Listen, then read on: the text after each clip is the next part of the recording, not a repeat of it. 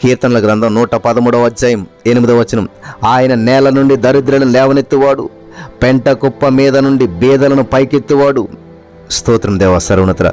ఈరోజు ఈ యొక్క వాక్యాన్ని మేము ధ్యానిస్తూ ఉండగా ప్రతి వారికి వినగల చెవి, గ్రహించగల హృదయం అనుగ్రహించి కృప చూపించి విత్తబడిన వాక్య విత్తనాలు మరి ప్రతి హృదయంలో నూరంతల పంటను అనుభవించినట్లు సహాయం చేయమని పరిశుద్ధాత్మ దేవుడా నజరేయుడైన యేసుక్రీస్తు నామములో ప్రార్థించి నమ్మి పొందుకుని నమ్మ పరమ తండ్రి, ఆమేన్. ప్రియమైనటువంటి సహోదరి స్నేహితులారా, మీ జీవితం అస్తవ్యస్తంగా ఉన్నదా? చాలా దీనస్థితిలో ఉన్నారా? దరిద్రాన్ని అనుభవిస్తూ ఉన్నారా? మిమ్మల్ని ఎవరు పట్టించుకోవడం లేదా? మీ పరిస్థితిని బట్టి మీ మీద అనేక మంది జాలి పడుతున్నారా? కనీసం మీరు బ్రతకటమే వేస్ట్, మీ జీవితం వేస్ట్, మీరు ఎందుకు ఇంకా అనేటువంటి ఆలోచనలోకి వచ్చేసారు అందరూ కూడాను. మీ దీన పరిస్థితిని చూసి మీ జీవితం ఇంకెందుకు పనికిరాదని చెప్పి ఒక అంచనా వేసేసారా? ఇంకా మీ జీవితం వేస్ట్ అని చెప్పి అంచనా వేస్తారా? అయితే ఈరోజు దేవుడు మీతో మాట్లాడుతున్నాడు. నేల నుంచి దరిద్రులు లేవనెత్తువాడు, పెంట కుప్ప మీద నుంచి బీదలను పైకెత్తువాడు ఆయనే. ఈరోజు మీ జీవితాన్ని పైకెత్తుతున్నాడు. ఈరోజు ఎంత పనికిరాని జీవితాన్ని సరే అనేక మందికి ఆశీర్వాదకరంగా, దేవునికరంగా మారుస్తున్నాడు. నమ్మిన వారు ఈరోజు అద్భుతాన్ని చూచుదురుగాక. ఆమేన్. ఒక నిజ సంఘటన మీతో చెప్పాలని ఆశపడుతున్నాను. ఒక ఊర్లో మరొక భార్యాభర్త ఉన్నారు. వారికి వివాహమైన కొంతకాలానికి మరి ఆ భార్య కన్సీవ్ అయింది. వారు చూస్తే ఆ ఊర్లో వాళ్ళే పేదవాళ్ళు, చిన్న గుడిసెలో ఉన్నారు. జీవితాన్ని చాలా దుర్భరంగా జీవిస్తూ ఉన్నారు. గడ్డు సమస్యలు అనుభవిస్తూ ఉన్నారు. పేదరికము, గొడ్రాలతనము నుంచి అప్పుడే కన్సీవ్ అయ్యి పిల్లల్ని కంటానికి సిద్ధపడ్డది. తీరా చూస్తే వాళ్ళ చిన్న గుడిసె, సరైన మెడిసిన్ వాడలేకపోయింది, సరైన సమృద్ధి ఆహారం తినలేకపోయింది. డెలివరీ టైంకి వెళ్ళేసరికి హాస్పిటల్ అడ్మిట్ అయింది. డాక్టర్ గారు చూశారు, వీళ్ళ పరిస్థితి అంతా గమనించాడు. మరి ఆమె డెలివరీ అవుతూ ఉన్నప్పుడు ఆమె గర్భం నుంచి శిశువు బయటకు వస్తుంటుంటే మొట్టమొదటిగా ఆమె కాళ్ళు బయటకు వస్తూ ఉన్నాయి. ఆ పుట్టబోయేటువంటి శిశువు కాళ్ళు బయటకు వస్తుంటుంటే ఆ కాళ్ళు రెండు కూడా చచ్చిబడిపోయాయి, ఎండిపోయాయి. ఆ కాళ్ళు ఇంకా పని చేసేటువంటి కాళ్ళు కాదు. ఆ బిడ్డకి మరి అంగవైకల్యం, లోపంతో పుడతా ఉన్నది.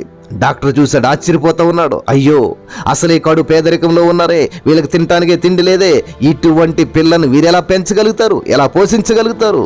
వీళ్ళ జీవితం అంతా కూడా మరి ఈ పిల్లతోటి వాళ్ళకి సరిపోతుంది. కాబట్టి ఈ పిల్ల ఇటువంటి లోపంతో పుట్టిన పిల్లని వీళ్ళు చూస్తే ఇంకా వాళ్ళ జీవితం అంతా కూడా గందరగోళంలో పడుతుందని చెప్పి ఎలాగైతే ఆ పుట్టినటువంటి బిడ్డ పుట్టింది, మరి పుట్టుకతోటే ఆ బిడ్డకు రెండు కాళ్ళు కూడా లేవు, పని చేయటం లేదు, చచ్చిపడిపోయాయి.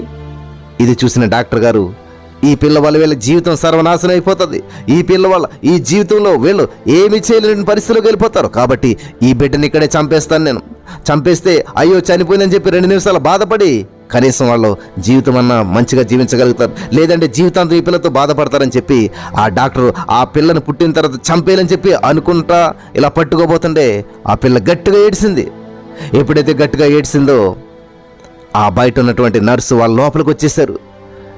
అందరూ లోపలికి వచ్చేసారు. ఇంకా చేసేదేమీ లేక డాక్టర్ గారు ఆ బిడ్డను చంపలేకపోయాడు. ఎలాగైతే ఆ తల్లిదండ్రులు ఆ బిడ్డను తీసుకుని వెళ్ళిపోయారు. ఆ బిడ్డను తీసుకుని వెళ్ళారు. అలాగే పెంచుతూ ఉన్నారు. నెమ్మదిగా స్కూల్ ఏజ్ వచ్చింది, చదువుకుంటూ ఉంది, పెద్దదవుతూ వచ్చింది. ఇలాగ కొన్ని సంవత్సరాలు గడిచిన తర్వాత మరి ఈ డాక్టర్ గారు వృద్ధాప్యంలోకి వచ్చేసిన తర్వాత ఒక పెద్ద మరి మ్యూజిక్ కాంపిటీషన్ జరుగుతూ ఉంది. ఆ మ్యూజిక్ కాంపిటీషన్లో మరి జరిగిన తర్వాత ఆ మ్యూజిక్ కాంపిటీషన్లో మరి ఒక గొప్ప కీబోర్డ్ ప్లేయర్ వస్తున్నారని చెప్పి అనౌన్స్మెంట్ జరిగింది. ఆ యొక్క మరి పార్టీకి, ఆ కాంపిటీషన్కి అతిథిగా ఈ యొక్క డాక్టర్ గారిని పిలిచారంట. హల్లెలూయా.